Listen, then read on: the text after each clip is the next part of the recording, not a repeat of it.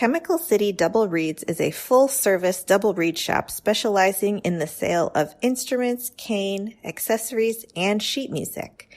Double Reed Dish listeners can enjoy free shipping with code DRDISH. Visit them in Baton Rouge, Louisiana, or online at www.chemicalcityreeds.com. Specializing in the finest assortment of oboes, clarinets, bassoons, and their accessories, RDG Woodwinds serves musicians around the world. Their employees are all professional musicians who have a deep knowledge of the products that they sell. RDG's repair shop has an international reputation with a combined 100 plus years of service among the 5 repair technicians. Plain and simple, RDG provides excellent products and fabulous customer service. Visit them at rdgwoodwinds.com. They look forward to working with you. Hi, I'm Galit Kaunitz. And I'm Jackie Wilson. And you're listening to Double Reed Dish, a podcast for oboists, bassoonists, and the people who love them.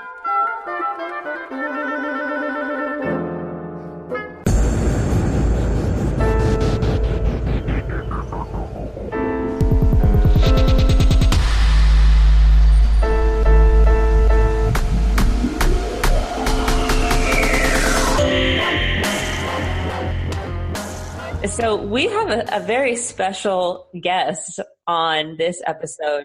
The most beautiful, lovely, talented guest we have ever had. Everyone say hello to my wife, Beckie. Hi, everybody. That's a completely unbiased opinion, I'm sure. We're sharing earbuds like it's 2004. We're sitting side by side, and she takes one earbud and puts it in her far side ear, the one that's far away from me. And then I just give her the other and then one. She just hands me, and I like just it's her problem. I just handed it to her, like, deal with this now. This is your fault. So Beckie, why don't you introduce yourself to our listeners and like tell them a little bit about yourself and like what you do and all that fun stuff.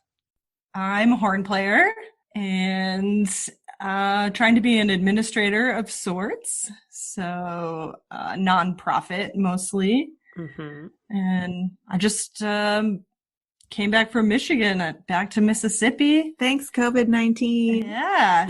And discovered that my wife now has a whole zoo of animals living with her. Whereas there was one cat when I left. Yeah, we started out with one cat, and now we have 2 dogs and a cat. I mean, we should be specific. We have a dog and a puppy. And one of my students' cats had kittens, and I really, really Stop. I know. Tell us how you guys met. Well, we were doing our doctorates at Florida State, and Beckie asked me to play on her chamber recital, and we played the Beethoven octet, and then I caught her checking me out one day. So then after that, I pursued her aggressively and involved everybody I knew at the time. And it took, a month or so before we got together? Yeah, I'm oblivious. I didn't know I had checked you out at the time.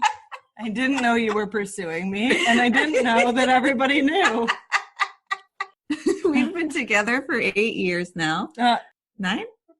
Almost. Married for 5. Good. It's like a quiz.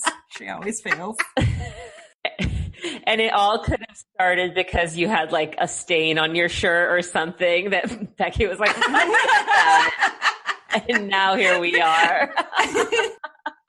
So Beckie, I would love to hear your perceptions of like what it's like to live with an oboe player as someone who, obviously you're a musician, but as a non-woodwind player, the world of reeds and all that fun stuff. Do you love your mouthpiece more after watching your wife's life?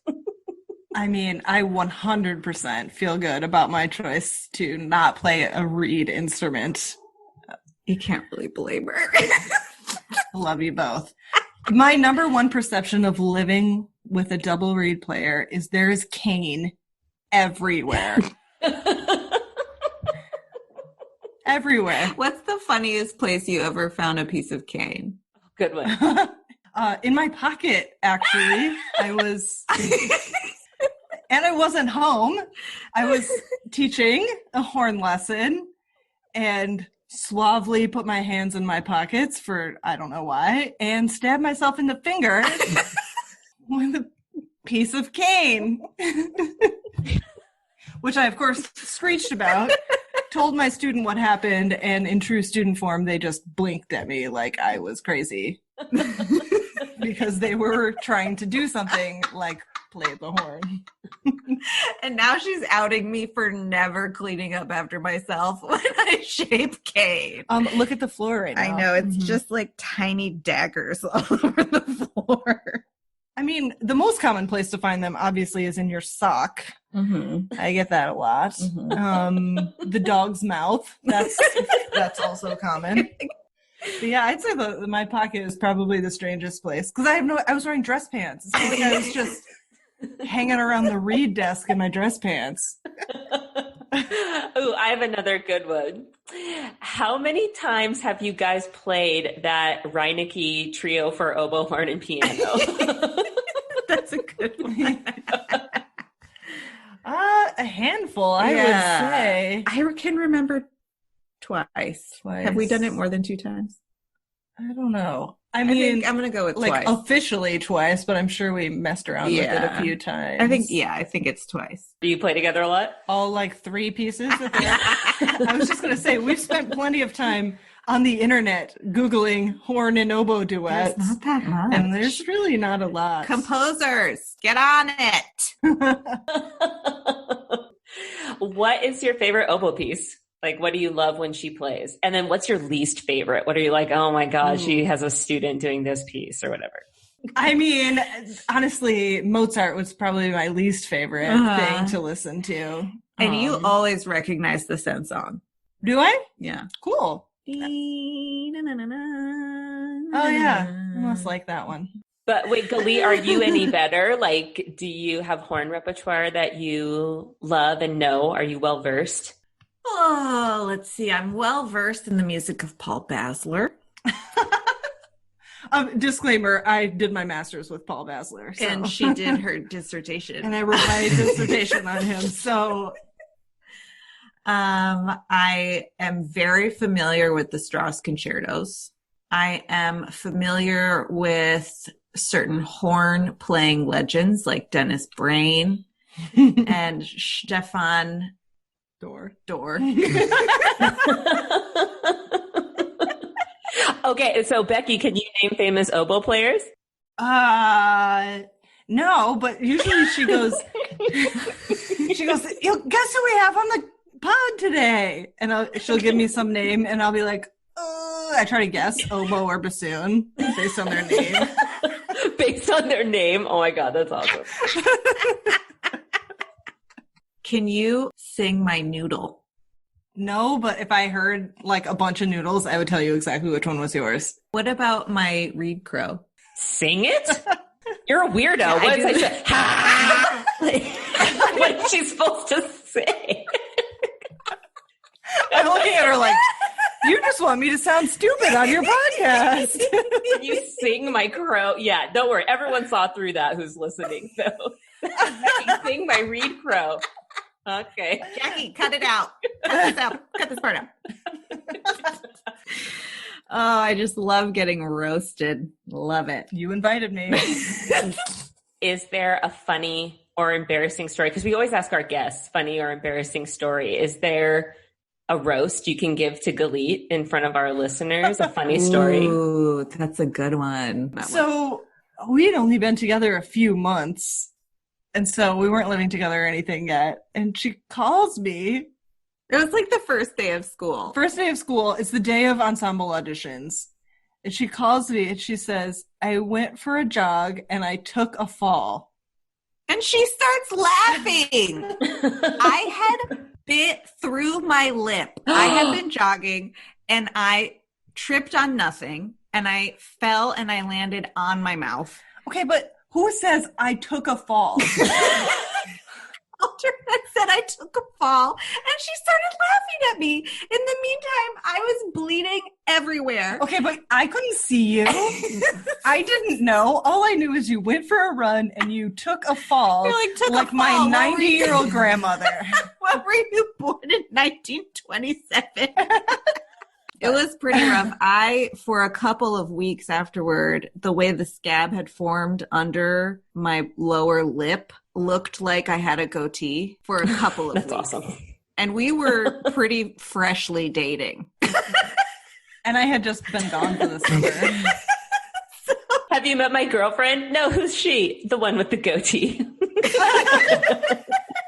And then I had to walk around. It's like the first day of school, and you have to walk around with like a scab on your face like an idiot. Your new girlfriend is like, oh, God. Ooh, I know the perfect question to end with. Okay. Oh, boy. Beckie, have you ever confused my voice and your wife's voice? Because our listeners tell us that they cannot tell us apart. So what is your perception? Completely different to Thank me. you. Although, in their defense, there are plenty of podcasts out there where I don't know who is who. But you can hear my scream cackle a mile away. Exactly. Yeah. That's what I was just going to say. Sorry. Galit's the ones that is screaming and cackling. And her voice going up and down all over the place. And Jackie's the one in the background. You can practically hear her roll her eyes.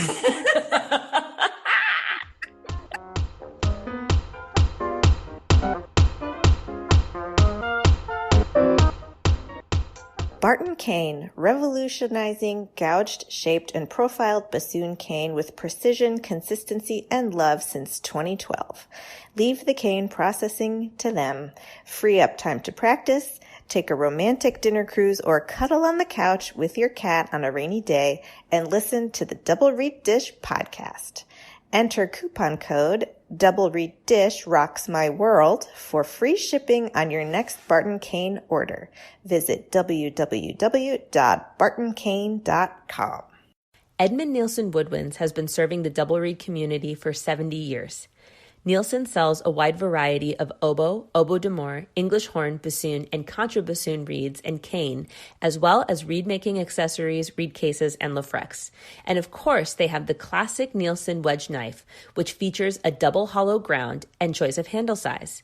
In addition, they have many other knives available. Nielsen has long been known for their large Heckel bassoon bocal inventory. Fill out their online trial form to find the perfect Heckel bocal for you. For all your double reed accessory needs, Nielsen is ready to help you.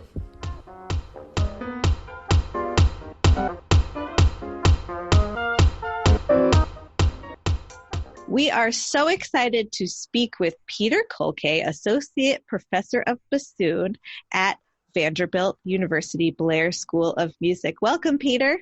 Thanks. Thanks to both of you for having me. It's going to be awesome. I would love to ask about how you started playing the bassoon. So my journey with the bassoon didn't have a particularly interesting beginning. My little sister decided in the 4th grade that she wanted to play an instrument, and I was in the 6th grade, and so I got dragged to band night at the local high school or whatever it was. And, I thought, well, gosh, she wants to play the flute. Maybe I'll just play something too. She's my little sister. I can't let her, be special in that way. I want to be special too. So I decided, people were coming up and playing and nobody seemed interested in the oboe. So I decided I'm going to play the oboe. So I picked up the oboe. We rented an oboe from the local music store. And I took my little plastic oboe to junior high, and I was the worst little oboist. I was just so terrible. And for some reason, there were 3 oboe players in my junior high band. And one of them is actually Nora Lewis, who's the teacher at Oh, Lawrence no now. way. Yeah. We've known each other for a very long time. So she was much better than I was at the oboe. So the band director at one point called me in and said, are you interested in trying something else? And I said, well, okay, what are you? He said, well, I have a bari sax and a bassoon.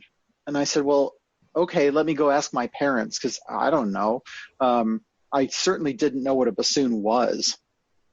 And so I went home and I asked my folks, what do you guys think? And neither of them are musicians or anything. So my dad said, well, I played the saxophone, but the nuns back in Catholic school made me quit after 6 weeks or something like that. So I decided that I would go back and I would redeem my dad and I would try the saxophone. And I got back to the band room the next day and I said, Mr. Keller, I'd like to try the bari sax. And he said, oh, you're too late. I already gave it to somebody else. Here's the bassoon. And that was that. So it wasn't like it just called my name. I heard the sound and I knew it was for me. It was just sort of dumb luck. It was the last one left. It was the last one left. And it was just really fortunate that there was a lady who had just moved to town, who was a stay-at-home mom. She had 3 little kids. She happened to have a degree in bassoon. And she was looking for students. And he knew of her because I grew up in Naperville, Illinois, which is it was a small town then, but there's a Naperville Municipal Band. And she was playing in the band. So he knew her, he conducted that. And so I got her information. So I was taking lessons with a bassoon player just about right off the bat, which was incredibly helpful and really lucky. So that was my start. And how did you decide to pursue the bassoon professionally? What ignited that interest to make it your life's work? Well, it was one of those things that I loved playing. I loved performing. And what I really loved about it was the social aspect. One of the first things my band director in junior high did was put us in a woodwind quintet. And, here we are, a bunch of 12 and 13-year-olds in a woodwind quintet. We were just goofy and nerdy and having a great time. And they were my friends. And so because it was a social time, the music was associated with, those good social interactions. So as I was nearing college, I really thought, okay, music is going to be part of my life. I was also into composing at the time. So I thought maybe I would go into composition, maybe into performance. And then my fallback, I pity my parents who had to listen to all this. My fallback was to be an English major and to be a writer. So of the 2 career paths, I actually chose probably the more lucrative one, if you can believe that. Yeah. So when I got to college, I was an English and bassoon performance major. But I was really interested in taking composition, and the more I got into composition, the more I realized I didn't actually enjoy doing the work for that as much. I enjoyed the practice room and playing the instrument and being around other people in chamber groups and large ensembles rather than being by myself in, a room at a piano and then giving the music to other people.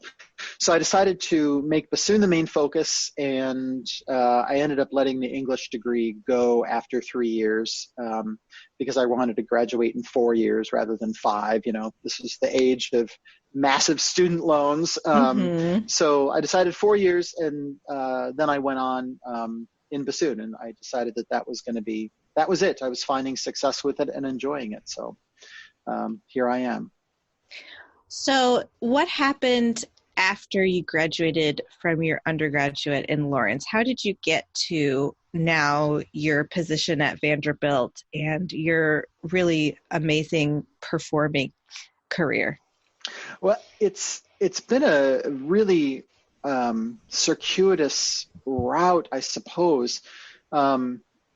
Lawrence is up in Appleton, Wisconsin. It's a great place. A lot of people know it now from the Double Reed Conference. I really loved it there. And for graduate school, I ended up going to Eastman in Rochester, where I studied with John Hunt for 2 years. And at that point, I was taking orchestral auditions and really seeing what might be out there in the orchestral world for me. I was having some success. I was sort of getting on sub lists, and my first actual audition success for real, where I won the position, was second bassoon in the Harrisburg Symphony. And I got that right as I was leaving Eastman. So I started doing that, but I also went on because I felt like maybe orchestra wasn't going to be for me. I enjoyed doing it, but I didn't necessarily see myself sitting in the orchestra as my life's work. So I went on to Yale to study with Frank Morelli, and at that time it was a 2-year second master's degree, and then you go on and you come back after 3 years to get your doctorate. You do an oral exam and a recital. So I'm playing in the Harrisburg Symphony. I'm taking lessons with Mr. Morelli. I'm studying at Yale. And I'm thinking about taking auditions. And I decide, maybe teaching positions are going to be something that I would like to look into, because I feel like I'm an academic at heart. Just love books and libraries and things like that. So I ended up interviewing for the job at West Virginia University, and that was John Hunt's old position. Before him, it was William Winstead. Terry Ewell taught there for a long time. So it had sort of a illustrious reputation in the bassoon world. So I got an interview there, and I was offered the job, so I decided to take it. At the exact same time, I decided to enter a competition in New York called the Concert Artists Guild competition. And it was one of these things where I live close to New York. I'm going to move to West Virginia. This is my last chance to do this competition if I want to do it. And so I sent in a tape, and frankly, it was not a very good tape, but I sent one in, and I think I just squeaked by into the live round. And so I went and did the live round, and it went well, and I got invited back for the final round. And, it was just one of those things where everything just went right that day. And I ended up winning the competition along with a chamber group called Antares, which was a clarinet, violin, cello, piano ensemble. We split the first prize. So I'm moving to West Virginia, and at the same time, I'm sort of about to start a career in New York, being, soloist, chamber musician, and things like that. So it was sort of two very divergent paths happening at exactly the same time. So the academic path has taken me from West Virginia to University of South Carolina in Columbia, and then now to Blair School of Music at Vanderbilt, where I've been this is my 8th year. At the same time, sort of the performance path has taken me, to do some solo concertos, lots of chamber music all over. And there's something at the Chamber Music Society of Lincoln Center, which is called the Bowers Program. And that's for young musicians to, they audition, and then you can be part of the Chamber Music Society ensemble for, I believe it's 3 years now. And I had auditioned for that, and on my second try was accepted into the program. And so I started playing with the Chamber Music Society. And at that time, Milan Turkovic was the more regular bassoon player, but he wasn't always able to come over. And so I was getting called to do concerts. And since then, I've been playing with them pretty regularly for the last 10, 15 years, something like that. So, yeah, it's been a wild, crazy path that I never anticipated my life being here, but I'm always excited that it is. We want to dig into kind of different aspects of this really multidimensional path, but the first place I'd like to go, when I think of your career, one of the first things that comes to mind is how actively engaged you are in new music and commissioning and recording. And so I'd love if you would talk to us a little bit about where this passion for new music came from and some of those efforts that you've engaged with in that arena. Sure. Well, the passion for new music, I didn't grow up listening to classical music. It wasn't until I was about 13, 14 that I started noticing classical music and paying attention. And one day in near Chicago, there was a competition called the Illinois Young Performers Competition. And it was run by the Chicago Symphony at the time. I don't think it exists anymore. And the final round was broadcast on the local PBS station.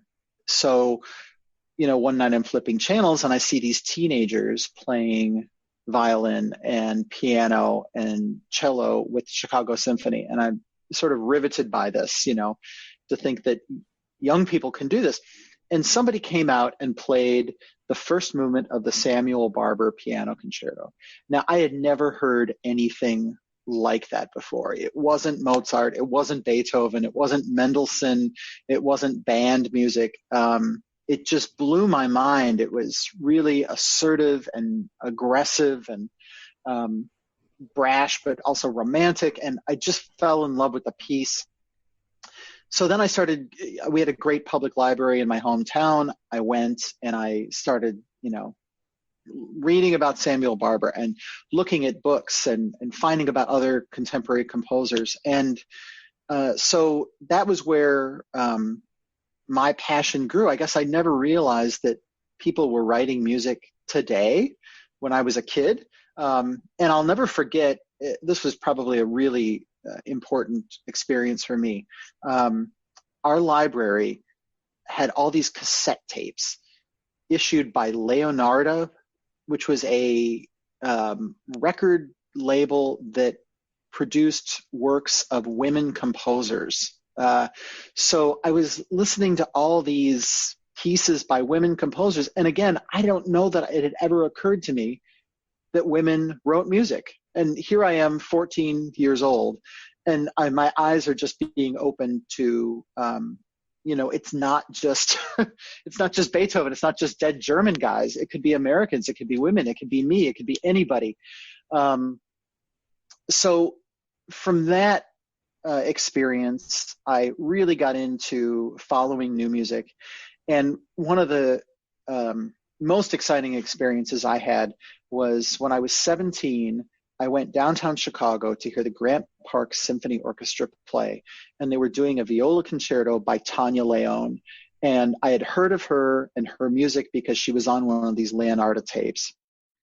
And I somehow got myself backstage. I don't know if I didn't know that backstages had protocols or anything like that.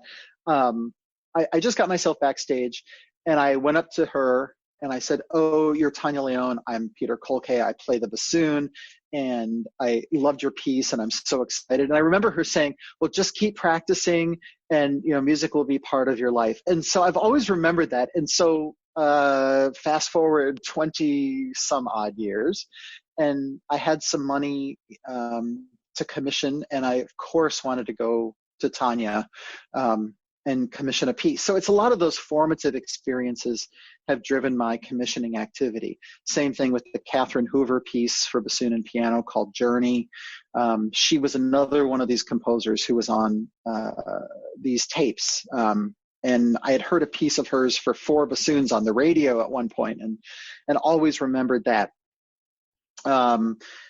Joan Tower, again, to meet her and work with her and to ask her to write a concerto was, I never thought she would, but she did, and I'm so honored to be part of that. And I feel like with the new music pieces, if it's concerto, if it's chamber, if it's solo, it's not the first performance that counts. It's not even the second performance that if I'm the commissioner, that I give. It's the first performance that somebody else gives, and then the second performance that somebody else gives, and beyond, because that's when the piece is going to have a life of its own. And when the Katharine Hoover piece, Journey, showed up as the required piece for the Meg Quigley competition a couple years ago, I mean, that was just amazing for me to see that. Like, this piece is part of the repertoire now, and I wasn't the only one who commissioned it, but I feel like I helped give birth to that thing, and I'm so glad that I can help build the repertoire, because we need it badly. Absolutely. Yeah. Absolutely. Your career is so diverse, and it seems like you say yes to a lot of stuff, like teaching, yes, performing, yes, commissioning, yes, traveling, yes. I think that speaks to the direction that the classical music career is going, where it's not so much pigeonholing and specialization. It's more diversifying yourself and capitalizing on all of your strengths and combining different elements to make your own career into something completely unique and special. And I would love to hear your thoughts on that, and what you think that young people can do now to ready themselves for a career now. So I've thought a lot about this, and I've thought about what in my background has led me to my career that has occurred outside of the practice room. Would I be able to do this job if I couldn't interact with people, or if I couldn't write decently, or if I couldn't, speak from the stage? And so those are the things that I feel like students today need to give thought to as much as their practice time. They need to be able to write well. They need to be able to write grants, especially to be read by people who have no idea what the bassoon is. I recently wrote a grant application to get a piano reduction made of something, and I actually needed to tell the grant reviewers what a piano reduction was and why it was useful, and all these things that we take for granted. So you really have to be able to step outside of yourself and explain what you're doing to people who know nothing about the field. You have to be able to talk to people and engage with audiences and engage with people off stage as well. There's a public-private divide that is shrinking because of social media. And so when you're off stage, you're still kind of on stage to a certain extent. So you need to be able to navigate social media. You need to continue to make yourself part of the conversation. You need to show up at double reed conferences and other things like that. Networking is a big deal.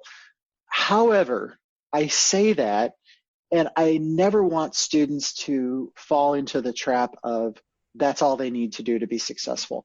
Because frankly, if you network really well and you talk really well and you write really well, but then you don't play very well, you're actually not going to get that far. You have to have the goods to back up everything else. So it's a delicate balance, but at the same time, really exciting that, we're becoming non-specialists. We're just doing everything, and it gives everyone a lot of opportunities to explore different avenues of their lives. And to that extent, I guess actually read like the news and nonfiction books and novels, and participate in going to art museums, and know what the state of art is in the world around you, because we have to be part of that. And for so long, we kind of see ourselves as segregated from that, where we're in the concert hall and the practice room. And we actually need to find our location amongst all the art forms and the humanities. And then the second thing is, I would say to all students, is be a nice person. And that sounds really, really simple, but everybody remembers the jerk and they never want to play with that person again. Everybody also remembers the person who was wonderful to work with. And yeah, they maybe missed a couple of notes, but they were so pleasant. They showed up on time. They were prepared. That's who you want to be. And so you want to be responding to emails. You want to be showing up on time. You don't want to be complaining about reads in rehearsal. You can outside of rehearsal, of course.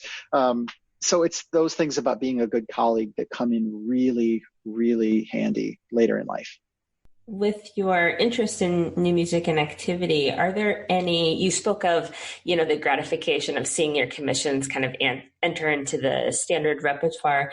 Are there any hidden gems that you think deserve to have that experience that maybe aren't on the radar of the bassoon community as much as they deserve to be? So one piece that comes to mind right away is something that I did commission, and it's by Gordon Bieferman. It's not a household name, but he wrote the hardest piece I've ever played. It's about 12 minutes long. It's inspired by the Occupy Wall Street movement. So it's got this political angle to it, although you can perform it so it doesn't come across as being a protest statement, although it was inspired by the protests. And it's, full of quarter tones. I mean, it's crazy stuff. I had to sort of teach my tongue to wiggle on both sides of the reed, up and down. And I just love performing that piece. It's crazy. So it's called Occupy Bassoon. It's by Gordon Bieferman. Go to his website. It's a fantastic piece. As far as other pieces that I wish were performed more often, one of my absolute favorite pieces is the Charles Koechlin 3 pieces for bassoon and piano. It's about 10 minutes. The first 2 are just incredibly beautiful. And I've only performed the thing once because I think that first piece is really hard. For those of you who don't know it, it's basically like long tones, F sharp and high B, it's just like the worst notes possible, but it's so gorgeous when it's done well. So those are 2 pieces I really love, and I hope that more people take them up. And of course, the Previn Sonata, I'm surprised that more people don't play that because that is really a fantastic piece. And I would think it should be part of every bassoonist repertoire. I think it's one of the great bassoon sonatas, certainly since Saint-Saëns. So you have a lot going on. Mm-hmm. A lot of traveling, a lot of teaching, and a lot of performing. And how do you balance your life so that you don't end up ripping your hair out or throwing your reed tools across the room? I knew you were going to ask me about this because this is the hardest one. Yeah, so work-life balance. And I've done a lot of thinking about that. For musicians, it's almost an imaginary construct to a certain extent, because when we wake up some mornings, you're thinking about music, you're thinking about Mozart Concerto. When you go to bed at night, whatever piece you're working on is running through your head, for better or for worse. I'm one of those people, like after a concert, I can't sleep because I have these passages going through my head over and over and over again. And so to a certain extent, our work is our life and our life becomes our work. And they're so entwined, which makes it really hard to distance yourself at times from the reed table and from the instrument. So what I have done is I only practice in my studio at Vanderbilt. I don't actually practice in my own home. I feel like when I go home, then I'm home. And, I can think about music, I can do emails, I can do things like that, but I can't put my face to the instrument. Does that mean I spend a lot of hours in my office? Yeah, but it means when I go home, that part of it is done. And what I have found that is really useful for me is I live about 2 miles from my office at school, and it's very walkable.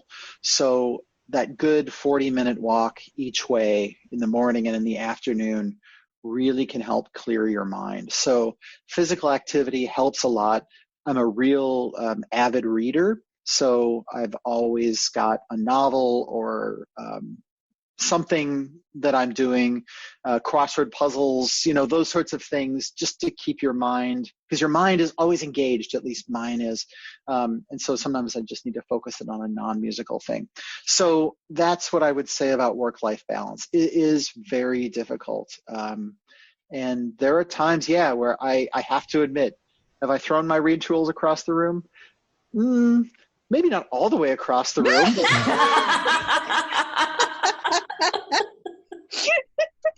I do have a reed actually that's living right now under the piano, because that's where I do it. So I'll dig it out someday. I'll find it. Maybe someone will find it. Archaeological dig. What on earth was this? Oh my God. Yeah, this is what we did back in the 21st century. So a lot of what you're describing actually sounds familiar to me from a book that I read called Deep Work by Cal Newport. Have you read that one? No, I'm not familiar with that.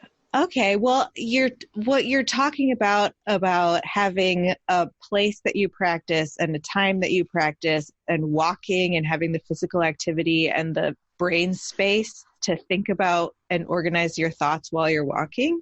Mm-hmm. He talks about that in his book. And so it seems to me that you do a lot of deep work, and I would love to ask what your practice process is and how you make the most of your practice time. So practice time, for me, I'm one of those people who really likes to do like the 2.5 hour or 3 hour long session rather than break it up into little chunks. However, that's not what real life will allow sometimes. So normally what I do is when I'm working on reeds are the first thing in the day, because I want to make reeds for my freshest, my best self, rather than reeds at the end of the day. And we all know that reeds at the end of the day, we start scraping and working on reeds, and we end up going too far because we've made them for ourselves as tired performers rather than awake performers. So reeds always are, if I'm spending time on reeds, it's the first thing I do. The problem with that, however, is sometimes you get bogged down in reeds and you don't move on. So I will often set myself a time limit, and I, thank goodness for the alarm on the cell phone.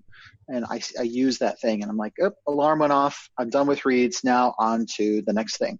So when I actually get into the practicing, I do, I still do long tones. The Giampieri book, number 1, Giampieri, is all your major and melodic minor scales up and down. I still do those every day. If I play nothing else, I'm going to play Giampieri. I do a lot of tongue finger exercises, sort of like Ubra-Du, kind of like the Kovar daily studies, where I'm just sort of trying to make sure tongue and fingers coordinate well. So I spend quite a bit of time doing the technical warm-up stuff before I get to literature. And when I do finally get to the literature that I'm working on, I usually will leave myself Post-it notes at the end of a practice session in the music itself, or somewhere where I can see it's like, this is what you're going to be working on today. So I kind of at the end of a practice session give myself a plan, and I will often say, you did it on Thursday at quarter note equals 100. So, you better be able to, on Friday, go a little faster than 100 by the end of the day. So I try to be as efficient as possible. And when you get in the zone with practicing, you sort of don't notice the time go by. But at the same time, at the end of the day, I always like to just play. I think that's really important. And that's something I got from Frank Morelli. I remember going into a lesson with him and just being really frustrated with everything. I just feel like everything was going wrong. And I remember him saying, "What do you just love to play?" And I said, "Well, my favorite thing to play is probably the second movement of the Weber Concerto." And he just said, "Well, just play it." And so at the end of the day, if things have been rough or, I haven't gotten as much done as I wanted to do, I just go back to something that I really love to play and remind myself, okay, I love to play this. This is what makes me really happy. And I will get to this point with this piece that I'm working on, hopefully, and I'll get that same feeling out of this piece. And I think everybody has their own go-to piece, but I do feel like practicing and playing are different things, and we can't deny ourselves that little bit of playing, because that's what really probably brings us the most joy at the end of the day. I love that. So we're a double read podcast, so we've got to do the nitty gritty and talk about reads. So I'd love to hear, our listeners love to hear about people's setups, like what shape you use and kind of general approach. And then also if you have any read making advice that you'd love to pass on. So as far as my reads go, I like the Rieger number 2 shape. I like wide, and I feel like I have more control. And if I want to have a narrower shape, I can always create it from a number 2 shape. If I find that I need to play at a higher pitch level, or something like that. I can do that, but you can't put cane back on a reed. Mm-hmm. You can take cane away. And so if I need to narrow the thing, I can narrow the thing. That is certainly possible. So I start wide and I go in from there should I need to. The other thing the one tip that has left me in really good stead, it was from John Hunt. I mean, one of the many tips from many teachers over the years, but the one I come back to is the second wire not being as round as I think it should be. Just flattening that second wire a little bit will just make the crow a little bit lower, and it helps immensely with pitch. And in my experience, if you can't play in tune, no one wants to play with you. So most of the groups I play in play at 440. I know that pitch is sort of rising in different places across the country, but I aim for 440. I feel like my instrument was meant to be at 440. So that's the goal. And frankly, it's much easier to come up than it is to go down all the time. So I would rather start at pitch, or even a center two below what I'm making the reed, knowing that I can come back up. So that's how I gauge the reeds, but it's got to be able to respond, and it's got to be able to play in tune at 440. And usually that means a wider shape, and it means a flatter second wire. That's great advice coming from the oboist. I don't know what the wires do. You don't know what you're talking about. You don't know that's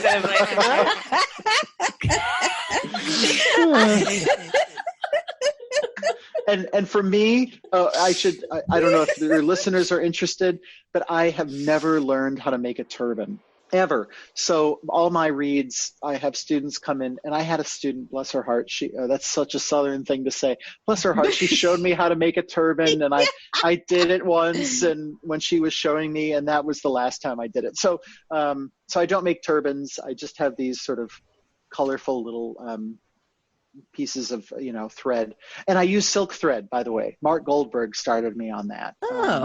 And I don't know if it's a psychological thing, but I do think it makes a difference, because the silk does have a little bit of, it's actually, the polyester or the nylon can pull, it's got a little bit of elasticity in it, and the silk is just really strong. So, the silk just doesn't sort of impede the vibrations in the tube as much. So I'm into silk thread these days.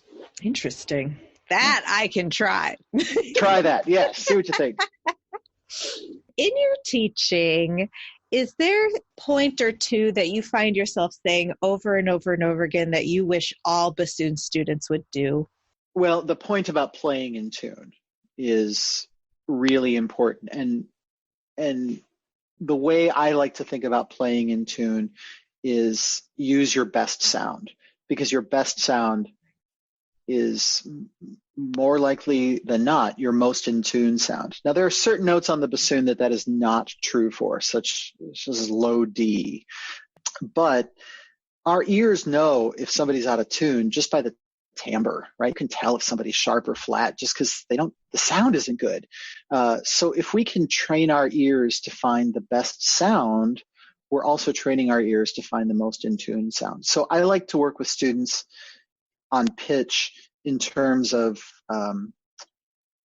resonance and in terms of their ears rather than using their eyes on a tuner. A tuner is really useful, but at the end of the day, we have to be able to play in tune without the tuner on our stand. So opening up your ears to really listen to yourself is important.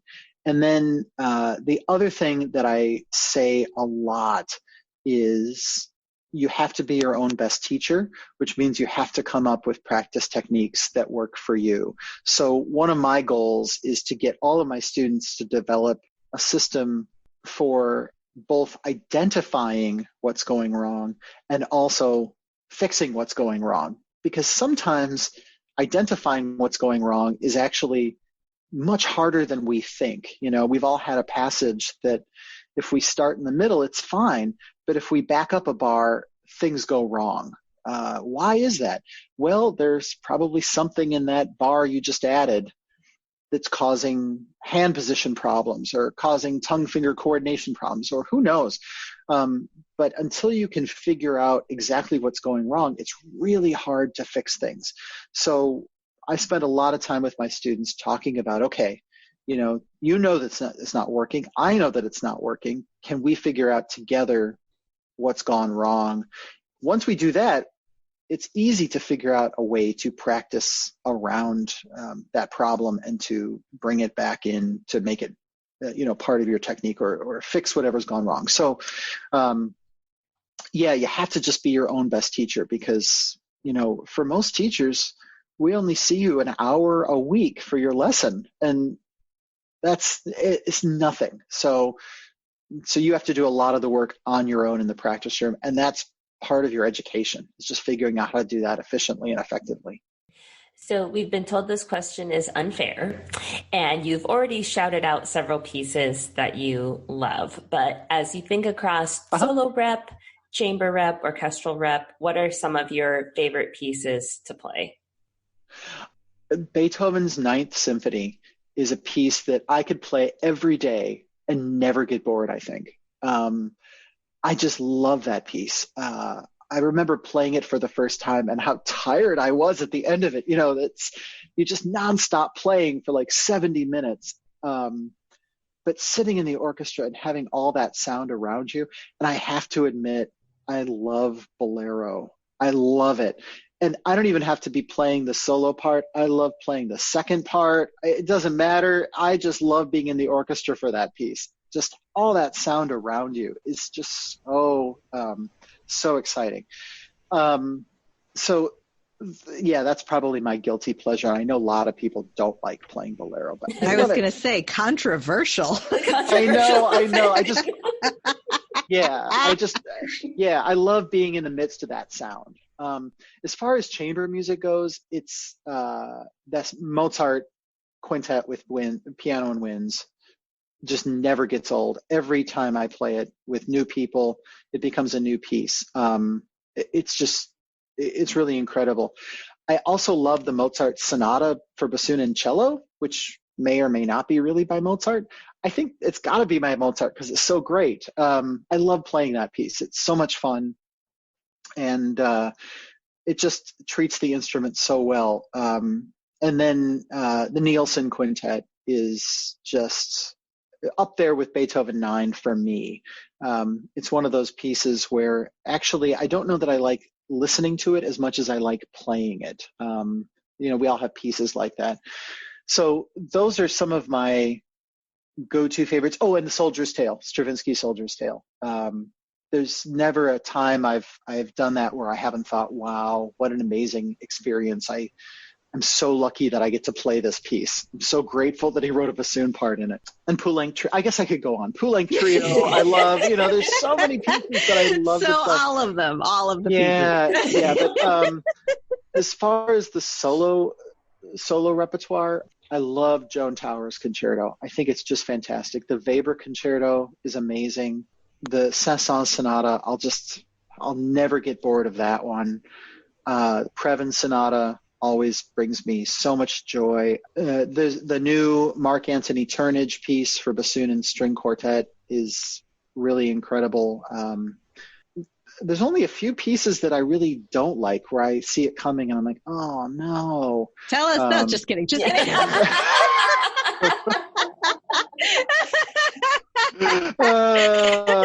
I argue with people. It's like, what's your least favorite piece to play? And I got in big trouble once with somebody. It was, it's like, it was a concerto. And I was talking to a person who played the instrument that it was a concerto for. I'm like, oh yeah, that piece. I don't know why people like it.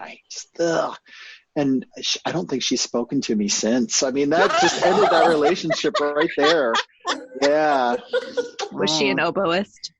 No, it was a string player, actually. Yeah, it was one of their it was beloved piece that everyone loved. I'm like, so.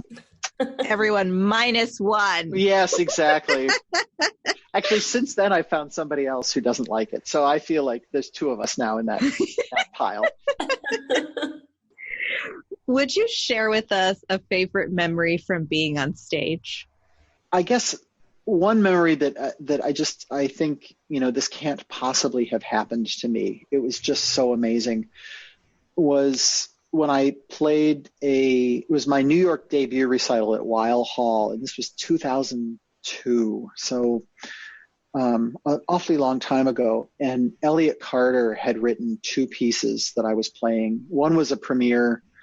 One was just a New York premiere. It was a bassoon and viola duet. And he came to the concert. And, you look out in the audience, and it's a small hall. You can see people in the hall. And to see not only my parents in New York at Carnegie Hall, but like a couple rows behind them, Elliott Carter. I was just so humbled by that. One of the great composers of our time and any time is sitting there, and I'm on the stage of Carnegie Hall, and my parents are here to see this. And it was just such a magical experience, and I will never forget that.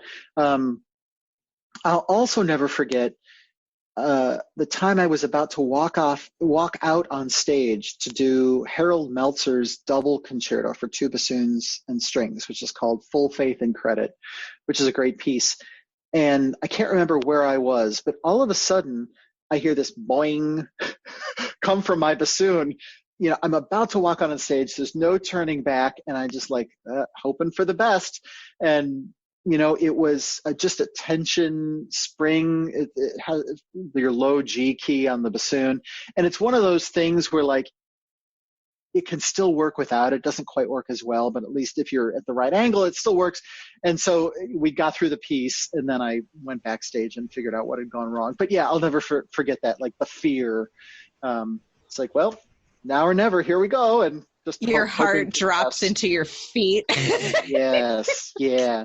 But we always remember the things like that. I was about to go on stage for Weber concerto, and I reached into my reed bag or something, and I cut myself and my thumb right in the middle of my thumb as I'm about to go on stage, and I'm looking for a Band-Aid and I'm trying not to bleed on the bassoon. And at the time you're in 7th grade, you drop your boot joint on your toe and you break your toe. You remember those things. Did you really? Perhaps. Oh no. Yeah. That Elliott Carter Carnegie Hall story is pretty epic. So you're making me feel a little bit better that you had all these embarrassing things happen too. Oh yeah. Playing the bassoon is not glamorous. That's for sure. Yeah. What things do you have on the horizon that you're excited about? For the fall, I'm going to be on academic leave from the university, and I'm going to do a record with the Calidor String Quartet, and we're going to record the Turnage piece called Massa Rosa for bassoon and string quartet, Joan Tower Red Maple for bassoon and string quartet in that version, piece by Russell Platt, the Quintet for Bassoon and Strings, And then there's a new piece being written for me right now for bassoon and viola by Paul Lansky, which is going to go on that record. So that's the big project for the fall that I'm really excited about. That sounds wonderful. Well, it's something that I've wanted to do for a long time, and finally Vanderbilt is supporting me by giving me the time off to really dig into the music, really practice, really spend some time, working on that. And they've put up some money, and hopefully some other grant money will come through, and we'll go from there, Well, Peter, thank you so much for spending an hour with us. It's been wonderful to talk to you, and we're so grateful that you were able to share your thoughts and philosophies on music with us and our listeners. It's my pleasure. It's hard to believe it's been a whole hour. I could just keep talking to you guys. So You're great. fast. Yeah. Thank you so much for having me. It really has been so much fun. Thank you so much.